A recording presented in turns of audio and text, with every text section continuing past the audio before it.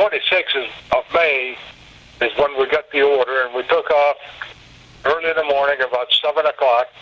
And the way that I would move, and I told you earlier, I just move as in the file with a point and flank security. And then when I felt that there was danger in the area, I would form a small fire base. In other words, get everybody in the circle. And then I would send patrols to the north, to the east, and to the west. If I wanted to go to the east, I'd bring the other two patrols in and would move in that direction. In this particular case, we were moving north. Before I went out that night, I went to the artillery. This was on the night of the 26th. Talked to the artillery fire commander, and we plotted what I call pre-plant fires.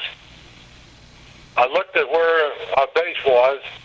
I looked at where my objective was. And then I would look at different danger areas, and I would tell the artillery, I want you to pre-plot these things, these fires ahead of time. The advantage to doing that, they already know the coordinates, and we put a number on that, like red leg 1 and red leg 2, and red leg stands for the artillery, and then the number, it's just a number that we give it to keep it in sequence. When I start moving the next day, if I hit my first registration, I would cross it off. Okay, I don't need that because I'm already here. And then I look at the next one, and then if we make contact, then I will fire the pre-planned fires. If you do it the other way, you wait till you make contact. You have to shackle the coordinates to the artillery. They then they'll break the code, and then they go ahead and have to pre-plot it, and then they go ahead and do the firing. When you do it ahead of time, the coordinates are already there, and when you say fire red leg 2, everything is all set, and the guns are loaded, and the fires come very quickly. So anyways, we started moving like that, and about somewhere around 10 o'clock in the morning, the team that was ahead of me, to the north rather, they said, "Sir, I think we spotted them." I said, "What are they doing?" They said, "Well, we think 7 people in front of us." I said, "What are they doing?" They said, "Oh, the rifles are up against the tree, and it looks like they're relaxing."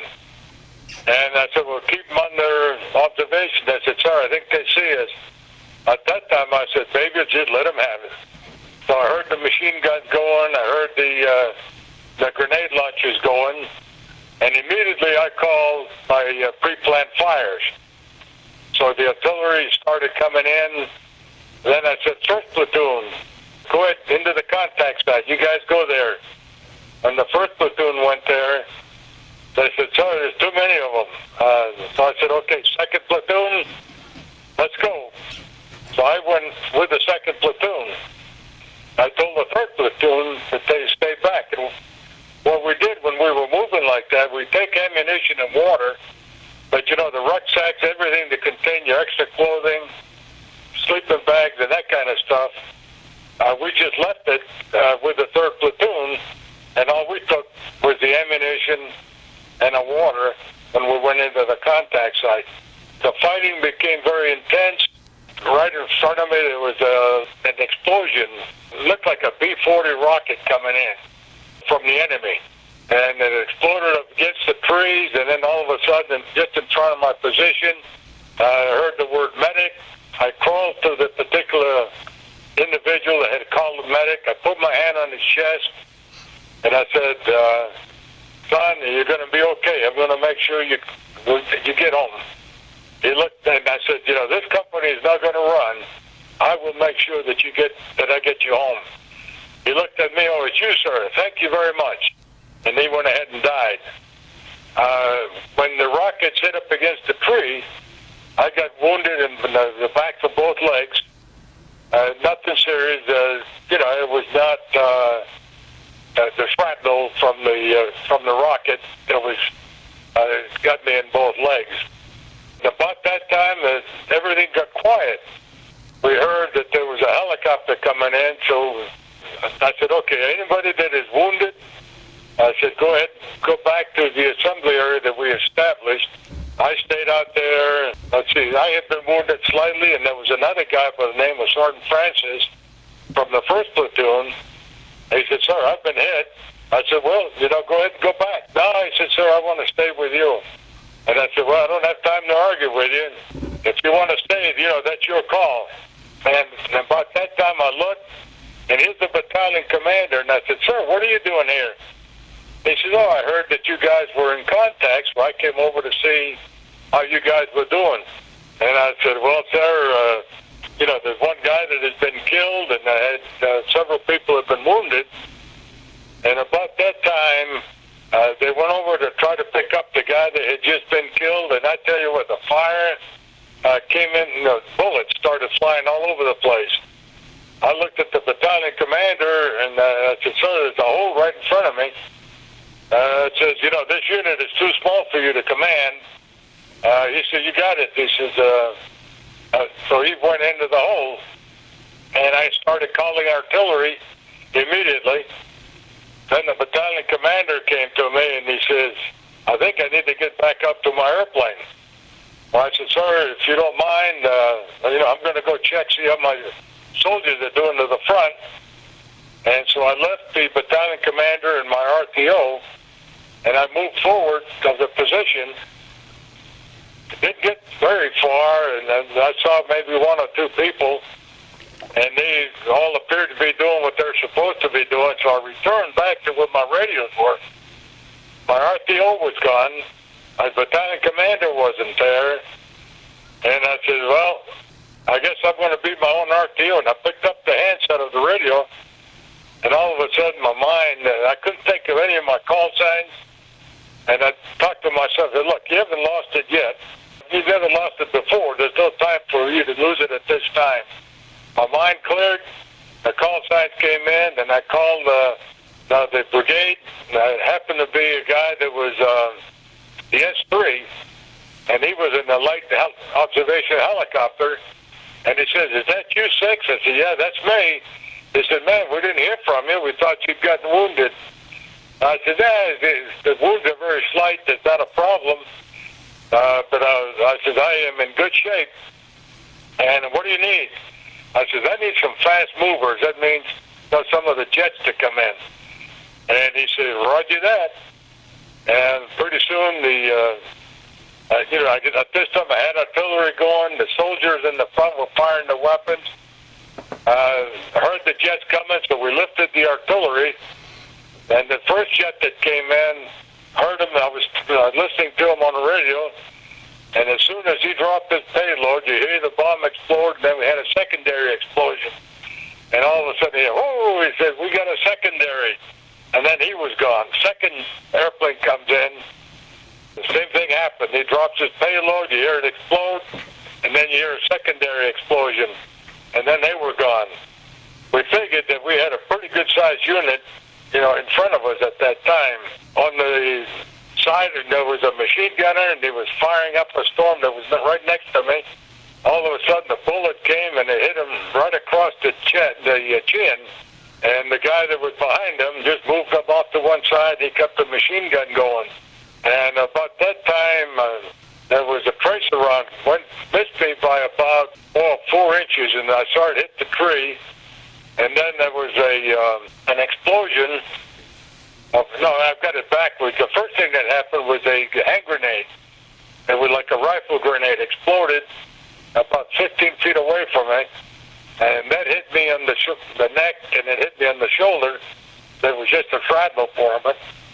And then that tracer came, by 4 inches, and I saw what angle the tracer was coming.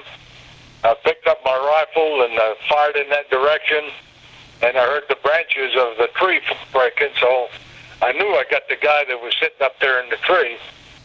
Then I said, 3rd platoon, I need to get you guys up here immediately. And the platoon leader said, roger that, sir, we're on the way.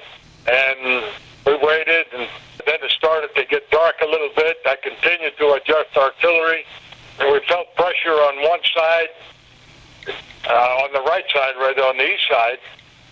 And so now I had artillery on 2 sides of me.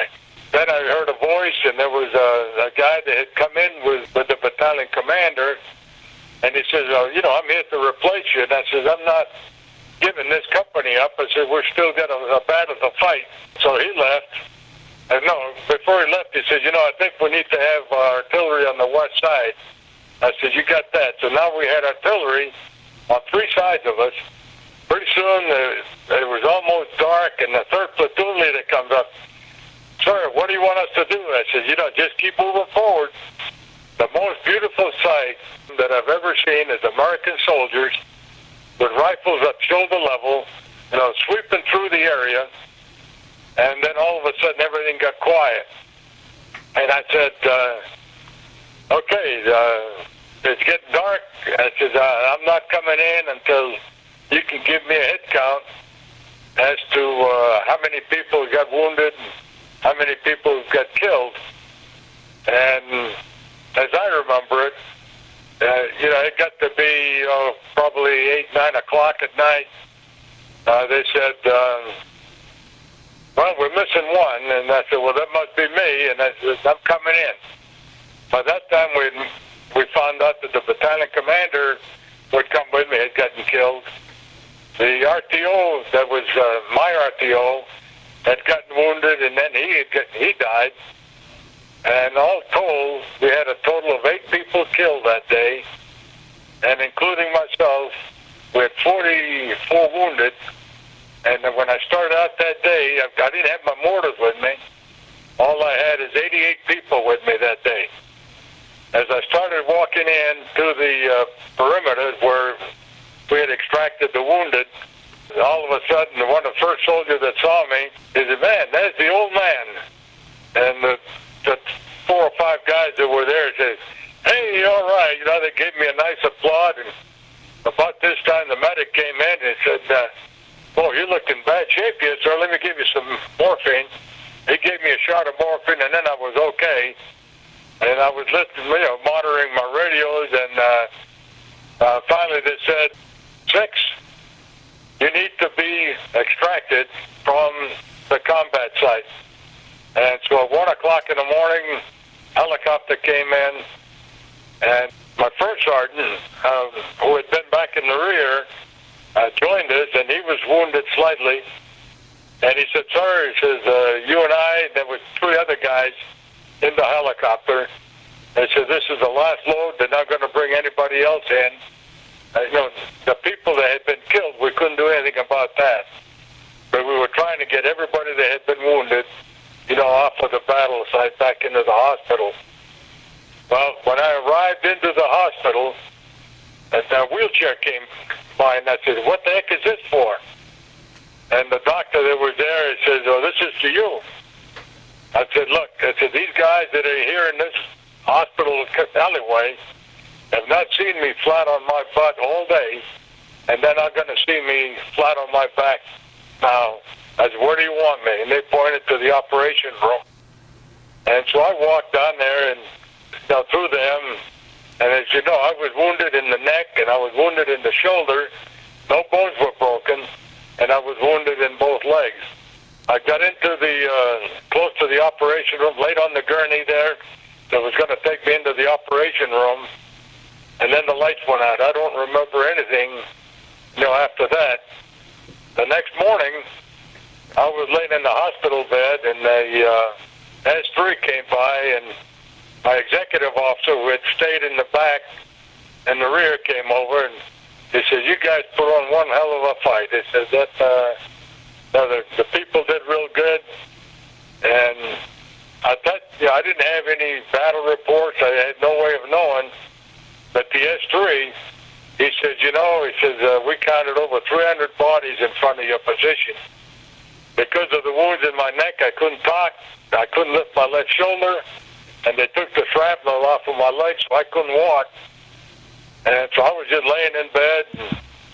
And, next thing that was going to happen, I was going to get extracted, from the Pleiku area, and I was going to go to Japan, Sagamihara Hospital,